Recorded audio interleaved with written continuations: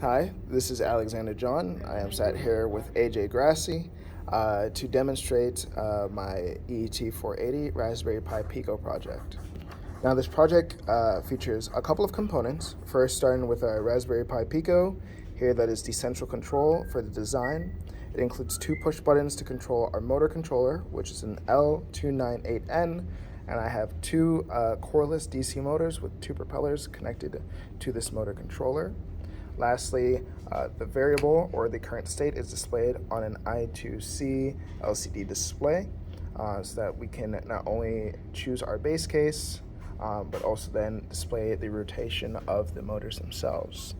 The program runs on Thonny, the latest version of Thonny for Raspberry Pi Pico.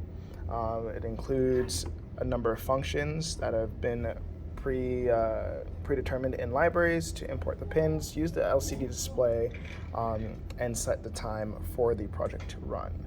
So to start, once the project is run and loaded on the board, we are displaying the current base case. It is currently flashing. I am not sure why, but it displays the current base case.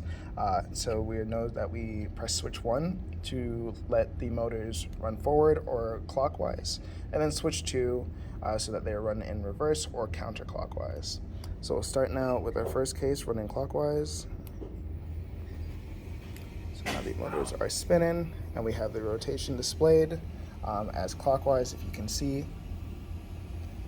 From there, once the push button is released, it goes back to the base case. From that point, now we'll push the second, which is the blue push button, to rotate the motors in the opposite direction. And now we are displaying counterclockwise on our LCD display.